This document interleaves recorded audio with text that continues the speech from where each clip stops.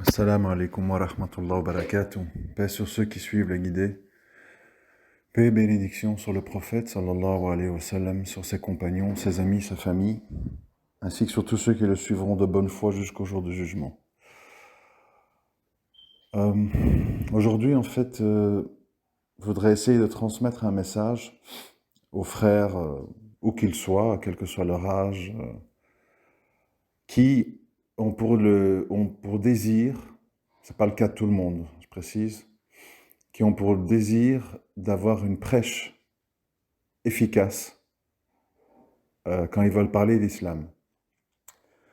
Alors vous savez, de nouveau, quand on réfléchit par nous-mêmes, euh, sans cadre, sans structure, sans intelligence, sans profondeur, on peut faire parfois plus de mal que de bien en pensant bien faire.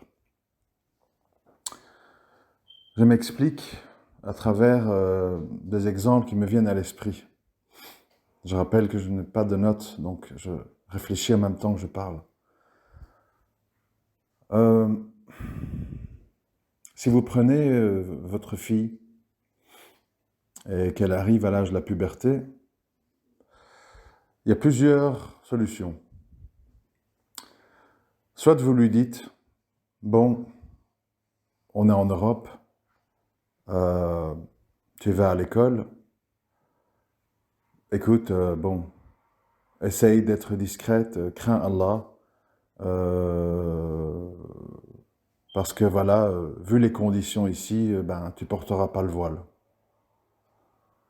C'est une posture numéro 1. Posture numéro 2, écoute, le voile c'est obligatoire, tant pis, mets-le, affronte les gens, crains Allah, c'est une obligation dans la religion, etc., etc. Et puis il y a plein de postures arc-en-ciel, entre les deux, trois quarts, un quart, etc. Bon. Donc, sur un même sujet, on peut avoir plusieurs réactions, toutes avec des bonnes intentions. Soit on veut que sa fille soit instruite, et donc on dit, écoute, bon, laisse tomber, mais voilà, étudie, sois sérieuse, crains Allah, n'aie pas de petits copains, etc. Soit autoritaire, un petit peu, voilà, en disant tant pis pour les problèmes, chaque fois que tu le peux, mets-le, etc. Et puis plein de positions entre les deux. Et ça peut être une posture dans tous les domaines, dans tous les domaines. Quel que soit le sujet qu'on aborde dans l'islam, on peut avoir ce genre de posture-là. On voit qu'aujourd'hui, évidemment, la mode est un petit peu blanc ou noir. C'est-à-dire, on te dit, soit le discours un petit peu frère musulman, qui est un petit peu, voilà, le fruit de prêches de Ismaël Mounir, Tariq Ramadan et beaucoup d'autres, qui consiste à dire, voilà, nous sommes dans un pays de moindre mal, maslaha, et bon, ce principe ouvre la porte à plein de choses, au niveau du vote, au niveau de riba, au niveau de la pudeur, au niveau de même parfois l'homosexualité, etc., etc. Ça, c'est la posture dominante, dont on voit évidemment le fruit aujourd'hui et qui malgré tout vaut à pas mal de ses représentants d'avoir des problèmes, de devoir partir, d'être expulsés, etc. Et je pense que dans les temps à venir, ils seront de plus en plus nombreux à être expulsés. On voit déjà des listes qui circulent. Voilà. Pourquoi? Pourquoi? Pour une raison très simple. On sait que rien n'arrive sans la volonté d'Allah. Et cette posture ambiguë, en fait, ne satisfait personne. Parce que ça consiste à défendre des principes qu'on ne met pas en application. Et Allah dit dans le Coran, pourquoi ne faites-vous pas ce que vous dites? Et donc, comme Allah il a les cœurs entre ses mains, il utilise des mécréants pour les châtier. C'est comme ça que je vois les choses. L'autre posture, qui est la posture choc frontal, on s'en fout, c'est l'islam, etc., etc. Ben, là aussi, évidemment, c'est la précarité économique, c'est la tension dans les couples, c'est les enfants qui fuguent, c'est des convocations, je sais pas, à la direction des écoles, etc., etc. C'est le choc frontal. Puis, je répète, il y a toutes sortes de variantes. Voilà, école à la maison, école Montessori, campagne, enfin, il y a toutes sortes de chemins. Bon. Alors, plutôt que multiplier les exemples, je vais expliquer ce que je pense être la prêche efficace sur tous ces sujets. La presse efficace, mais surtout la prêche courageuse. Parce que le but, c'est pas de réfléchir avec nos petits cerveaux de ce qui va être le plus efficace, c'est de se dire qu'est-ce qui est le plus courageux sans être suicidaire, sans être utopique, sans être destructeur. C'est important. On peut être courageux, mais stupide. Vous voyez? On peut être courageux et ne pas avoir de stratégie. Et on peut être stratégique et lâche. On peut être stratégique et dans l'erreur. Donc tous ces mots-là ne veulent rien dire s'ils ne sont pas complétés par d'autres mots. Alors selon moi, par rapport à tout ce que j'ai accumulé, vu, entendu, compris, etc., il faut que les gens qui prennent la responsabilité de prêcher, mais prêcher, ça commence déjà dans votre maison, quand vous parlez avec vos parents, quand vous parlez avec vos frères et sœurs, donc chacun a une prêche à son niveau. Ça ne veut pas dire qu'on est dans des mosquées ou dans des chaînes YouTube. Chacun prêche à son niveau, suivant son degré de courage, d'implication, de connaissance des gens. Bref. La prêche la plus courageuse, efficace et de valeur, selon moi, pour les temps à venir, surtout pour les temps à venir, parce que tout le monde ne le réalise pas, parce que les gens n'ont pas un spectre d'analyse suffisamment large, mais nous sommes dans un monde qui change à toute vitesse, où tout est brouillé, le vrai, le faux, le bon, le pas bon, l'acceptable, l'inacceptable, et ça va être de plus en plus, parce qu'on va être confronté de plus en plus, selon moi, à des situations ambiguës. Ça, il faut bien comprendre. Nous allons de plus en plus être confrontés à des situations ambiguës. Ambiguës parce que pas claires. Vous savez, il y a des choses claires et il y a des choses pas claires. Et donc, ça veut dire qu'il faut anticiper tout ça en développant une mécanique cérébrale par rapport à la prêche qui prend les devants, c'est-à-dire qui se prépare à ça. On ne va pas attendre d'y être obligé. Bien sûr, comme vous allez anticiper, les gens ne vont pas comprendre. Les laxistes vont vous trouver trop ceci, les extrémistes vont vous trouver trop cela, comme d'habitude. Parce que la voie du juste milieu, mais le vrai juste milieu, est la voie la plus complexe. Parce qu'on se fait beaucoup d'ennemis, parce qu'en général, les gens aiment les postures simplistes, et donc ils sont dans les discours simplistes, ou dans le laxisme, ou dans l'extrémisme. Je le dis régulièrement dans les audios, et donc c'est tout à fait valable encore sur ce sujet-là. Alors la prêche intelligente et courageuse pour les temps à venir, ça consiste en fait, mais il faut beaucoup de patience, ça consiste à être dans un islam orthodoxe, c'est-à-dire sans compromis, sans laxisme, mais qui est beaucoup basé sur, ça demande des efforts, je rappelle, qui est beaucoup basé sur l'enseignement à travers des exemples de la valeur de cette orthodoxie. C'est-à-dire, on a beaucoup de frères qui parlent de al-wala wal-bara, l'alliance et le désaveu, et la condamnation du blâmable et la protection, la diffusion du bien. C'est un concept ultra important en islam, très délaissé, bien entendu, mais très important. Mais il faut comprendre une chose. Pourquoi c'est important? Parce que quand on parle à un être humain, c'est ce que moi j'essaye de faire à travers mes audios d'ailleurs, mais je sais que ça déplaît à certaines personnes. Mais moi ce qui m'intéresse, c'est d'anticiper ce que les gens vont vouloir entendre d'ici 5 ans, 10 ans. Aujourd'hui, c'est un peu tôt. Enfin, quand je dis aujourd'hui, ça veut dire ces derniers temps, ces dernières années. vous l'avez remarqué si vous remontez dans le temps, et encore, mes plus anciennes vidéos sont, je ne sais plus trop où elles sont, enfin à gauche, à droite, des gens qui ont ouvert des comptes, qui ont reposté, mais bref, c'est pas important parce qu'en fait, c'est toujours le même discours, mais qui s'ajuste à l'époque. Euh, je réalise, quand je réécoute certains audios, par exemple de 2016, hein, ça fait quand même 6 ans. 6 ans dans le monde moderne, c'est beaucoup. Je réalise en fait que des choses qui ont été dites étaient trop en avance. Trop en avance. Par exemple, en 2017, j'ai parlé des robots sexuels. C'est trop en avance. Ça sera sans doute compris et on s'en rappellera, je pense, entre 2025 et 2030.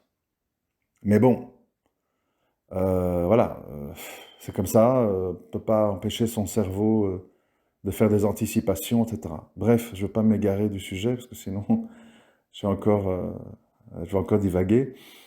Euh, la prêche donc du futur est une prêche orthodoxe, mais basée sur la démonstration, à travers des exemples, des chiffres, des exemples vécus, de la plus-value du bien et la moins-value du mal. Ça veut dire quoi, ce que je viens de dire? Ça veut dire que pour être en phase avec l'époque et pour être en phase avec ce qu'Allah il attend de nous, il faut une prêche conforme à l'islam, sans compromis aucun. On ne peut pas faire de compromis avec notre Créateur. C'est pas possible. On ne peut pas faire de compromis avec ce qui va nous amener à aller en enfer ou au paradis. On ne peut pas. C'est impossible. Mais la méthodologie, elle est extrêmement importante, plus que jamais. Pourquoi? Parce que aujourd'hui, on a affaire à des jeunes, des gens en général, instruits dans le sens, je parle bien sûr des gens qui s'intéressent à la religion. Je n'ai pas dit les gens qui sont couchés devant PSG, OM, Hanouna et qui jouent à FIFA 2022 toute la journée. Donc bon, là, malheureusement, notre discours, ou les discours que je tiens ici, ne leur parviendront jamais. Et s'ils leur parviennent, ils seront zappés au bout de 3 minutes. Donc bon, fatalement, on s'adresse à des gens d'un certain type, d'un certain profil. Et ces gens-là, si on veut être efficace, je précise, si on veut satisfaire son ego, on fait ce qu'on veut. Ouais, les frères, craignez Allah, Allah il a dit, machin, bon. Alors on se défoule, on vide son sac et on se sent bien après. Bon, moi c'est pas ça que je veux faire. Et c'est pas ça que je pense qu'il faut faire, surtout à l'avenir. Parce qu'on a affaire donc à des gens qui vont de plus en plus dans les ambiguïtés par rapport au monde technologique qui nous attend, le monde numérique, un État tout-puissant, inquisiteur, etc., etc. Les gens seront abreuvés d'informations diverses et variées, vraies et fausses mélangées, et il y aura la confusion. Il y aura la confusion, même dans ce qu'est l'islam, qu'est-ce qu'Allah il attend de nous, le halal, le haram, etc. Cette confusion, elle va s'accentuer de plus en plus. C'est que le début, en fait, ce à quoi on assiste maintenant. Et donc, les prêcheurs, prêcheuses, peu importe, ils doivent prendre en compte la situation. Pourquoi? Parce que sinon, ils ne pourront pas avoir accès au cœur des gens. C'est simple. Si tu dois atteindre un endroit dans une forêt vierge, dans ta carte, on t'a mis une croix, tu dois atteindre cet endroit-là. Si tu n'étudies pas le parcours à l'avance et tu ne vas pas avec les bons outils, machette, lampe torche, que sais-je, je ne suis pas un spécialiste de ça, eh bien en fait tu n'arrives pas à destination, parce que tu n'as pas les bons outils. Et les bons outils, c'est de défendre un islam sans compromis, parce qu'on voit ce qui arrive à tous les gens qui ont fait des compromis, ça se termine souvent mal. Et c'est normal. Et c'est normal, parce qu'Allah est tout-puissant, et il a les cœurs entre ses mains, et il humilie les gens qui jouent des jeux. Donc c'est normal. Et il humilie aussi les gens qui diffusent des discours simplistes, dictatoriaux, sans finesse, sans pédagogie, sans exemple. Humiliés aussi. Parce qu'Allah nous demande d'être profond, de développer des raisonnements et d'adapter nos discours aux gens qui sont en face de nous. On ne peut pas parler de la même façon à un bédouin opportuniste comme on parle à un moine ou un rabbin. C'est pas la même chose. Logique. Donc, face à ce monde d'ambiguïté, de technologie, de complexité dans tous les domaines, il va falloir avoir un discours vrai, un discours authentique, un discours orthodoxe, mais un discours qui va devoir être de plus en plus argumenté, développé et démontré. Ça veut dire qu'il faut venir devant les gens en démontrant que cette obligation religieuse, ou cet interdit, ou cette permission, elle est, ou cette obligation, elle est nécessaire, elle est logique, elle est en phase. Et ça demande de réfléchir. C'est-à-dire qu'on ne peut plus, et encore moins demain, on ne peut plus prêcher comme ça à la légère, en étant, je me répète, je le sais, loin de tout ce qui est jurisprudence du contexte, ou, face à la facilité, malheureusement, dans laquelle beaucoup de gens tombent, un discours insipide, où on vous parle de citoyenneté, de paix, d'amour, d'entraide, bon, une espèce d'œcuménisme consensuel. Tout ça, c'est à proscrire, évidemment, à proscrire. Il faut avoir un discours totalement authentique, totalement orthodoxe, mais qui va loin dans les démonstrations pour prouver aux gens. Tu ne peux pas, je m'explique, tu ne peux pas venir comme ça devant les gens et dire des concepts et les jeter à la tête des gens, comme ça. Hijra, polygamie, ne pas voter, ne pas faire le mariage à la mairie. Tu ne peux pas faire ça. Pourquoi? Parce que nous sommes dans un monde complexe où on va automatiquement te répondre avec des arguments. Oui, mais les lois sociales, oui, mais les hôpitaux, oui, mais on vit ici, oui, mais on doit quand même défendre nos droits, oui, mais il y a plus de 2000 mosquées, donc on a toute notre place, on est né en France. Enfin, on va vous venir avec toute une série de discours, de répliques. Et donc vous ne pouvez pas vous contenter comme ça de jeter des thèmes à la tête des gens. Et évidemment, vous ne pouvez pas non plus mettre tous ces thèmes à la poubelle. Non, non, non, tout va bien, la hijra c'était avant, le vote c'est pas du shirk en fait. Bon, vous voyez comme certains font. Non, on est conscient de tous ces points, mais on doit avoir le courage et l'investissement intellectuel pour les démontrer. Tu dois dire à la personne qui te dit, après attention, il ne faut pas me faire dire ce que je n'ai pas dit, on ne change pas les cœurs des gens, mais quand on prêche, on doit prêcher bien, on doit prêcher vrai. Et le résultat n'appartient qu'à Allah. Il se peut que vous expliquiez de la meilleure des façons, et la personne, au bout d'une heure, elle vous dit « Ouais, mais bon, je m'en fous, etc. » Mais ça, c'est pas important. Ça, c'est pas important.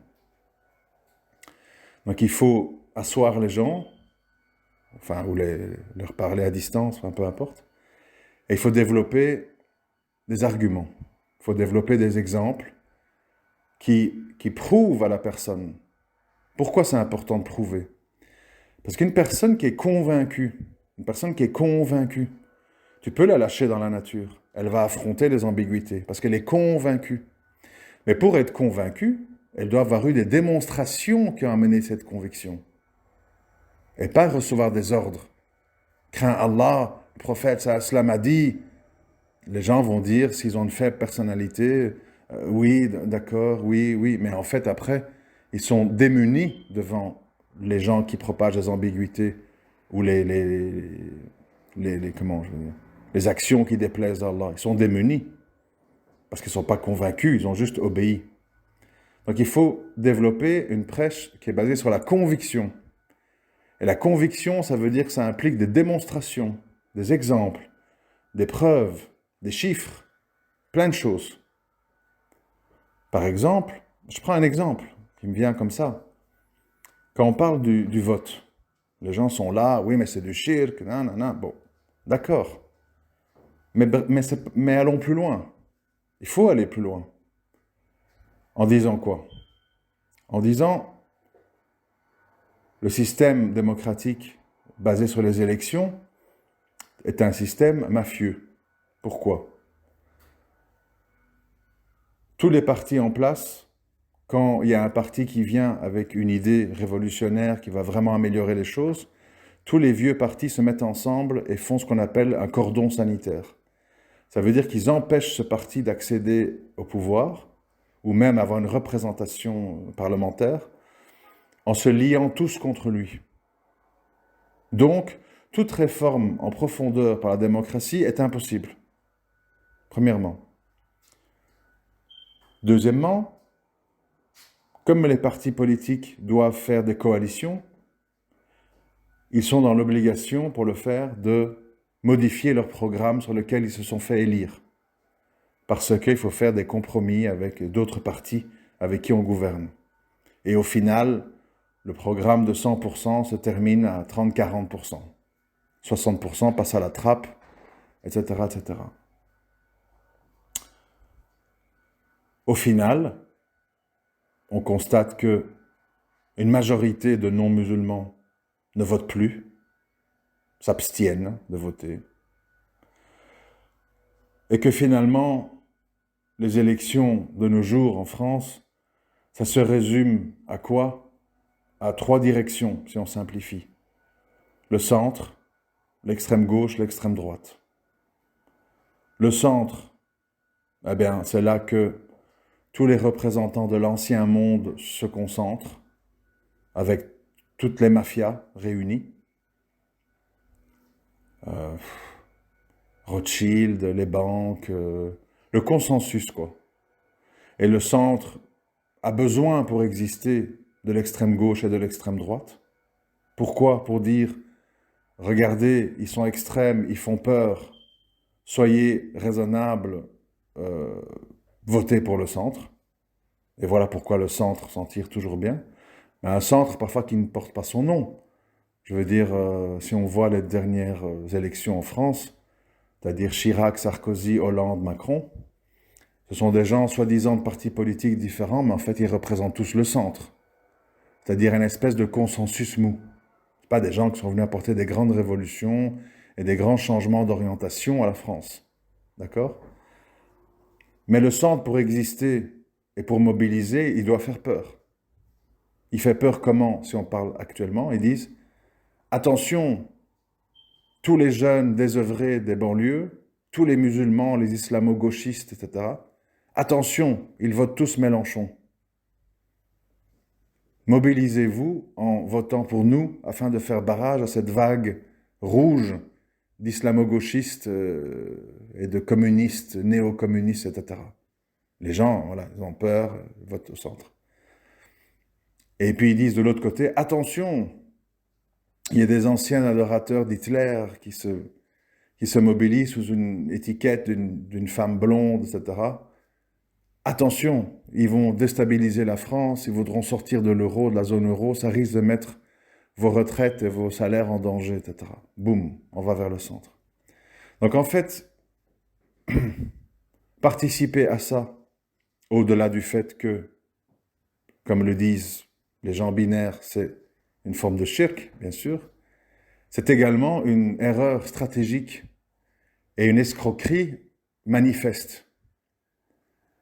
Et beaucoup de non-musulmans, une majorité de non-musulmans l'ont déjà compris, puisqu'ils s'abstiennent, ils ne votent plus. Donc, à un moment donné, ce serait totalement absurde que le musulman fasse le même acte, puisqu'en plus d'être du shirk, c'est contre-productif et contre-stratégique. Donc, si vous avez bien expliqué ça aux gens, par eux-mêmes, sans que vous soyez derrière eux à leur dire « Attention, c'est du shirk, va pas voter », vous n'aurez plus besoin de leur courir derrière. Parce qu'eux-mêmes, ils seront convaincus. Et ils pourront se défendre quand les gens vont les critiquer. Parce qu'ils auront des arguments. C'est ça la prêche de l'avenir. Convaincre les gens. pour qu'eux-mêmes sachent défendre leurs idées avec des exemples et des chiffres. Donner des ordres, faire peur, ça c'était la prêche d'avant.